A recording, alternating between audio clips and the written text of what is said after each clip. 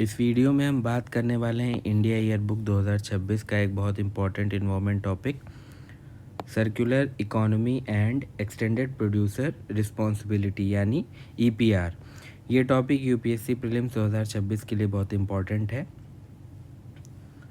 सबसे पहले समझते हैं कि सर्कुलर इकोनॉमी क्या होती है।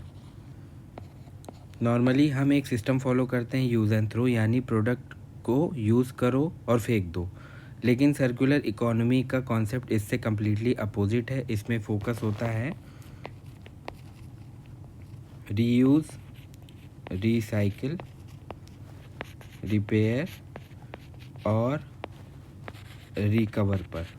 मतलब किसी प्रोडक्ट को मैक्सिमम टाइम तक यूज़ किया जाए और वेस्ट को मिनिमम किया जाए।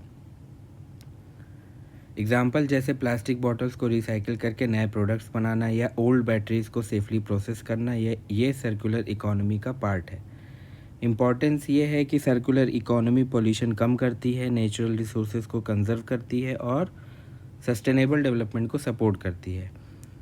इसी कॉन्सेप्ट को स्ट्रेंथन करने के लिए गवर्नमेंट ने ईपीआर फ्रेमवर्क को इम्प्लीमेंट किया है।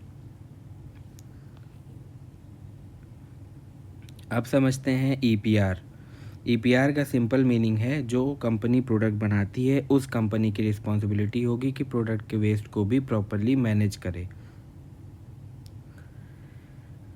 यानी प्रोड्यूसर सिर्फ प्रोडक्ट बेचकर फ्री नहीं हो सकता, उससे इंश्योर करना होगा कि प्रोडक्ट का डिस्पोजल और रिसाइकलिंग एनवायरनमेंट फ्रेंडली तरीके से हो। प्रिंसिपल क्या है ईपीआर का?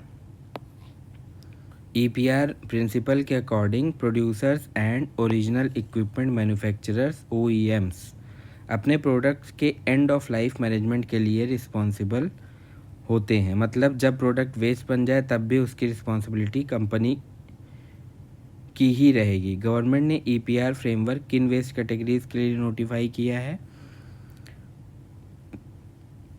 गवर्नमेंट ने ईपीआर रेगुलेशन नोटिफाई किए हैं प्लास्टिक के लिए, battery waste, used oil, electronic waste, इन सब चीज़ों के लिए। अब ईपीआर मैकेनिज़्म काम कैसे करता है? गवर्नमेंट प्रोड्यूसर्स को एनुअल टारगेट असाइन करती है वेस्ट कलेक्शन के लिए और रिसाइकलिंग के लिए। यानी कंपनीज़ को सर्टेन अमाउंट में वेस्ट कलेक्ट और रिसाइकिल करना कंपलसरी होता है। स्टेप 2, रिसाइकलर्स वेस्ट रिसाइकिल करते हैं और ईपीआर सर्टिफिकेट जनरेट करते हैं। स्टेप 3, प्रोड्यूसर्स इन सर्टिफिकेट्स को परचेज करके अपने रिसाइकलिंग टारगेट्स कंप्लीट करते हैं। यानी पूरा सिस्टम एक अकाउंटेबिलिटी मैकेनिज़्म पर क्रिएट करता है और बनता है। बेनिफिट क्या है इसका? वेस्ट रिडक्शन होगा, बेटर रिसाइकलिंग सिस्टम होगा, पोल्यूशन कंट्रोल होगा, सर्कुलर इकोनॉमी प्रमोट होगी और सस्टेनेबल प्रोडक्शन को इंकरेजमेंट मिलेगा। अब एग्ज़ाम ओरिएंटेड अगर क्विक रिवीजन की बात करें तो ईपीआर आपने समझ लिया, producer responsible for waste management. OEM मतलब है ओरिजिनल इक्विपमेंट मैन्युफैक्चरर, फोकस है recycling and environmentally sound disposal पर। और इम्पॉर्टेंट वेस्ट कैटेगरीज हैं plastic, battery, e waste, tyres, ये सारी चीज़ें। ये फैक्ट्स आप प्रीलिम्स के लिए ज़रूर याद रखिए।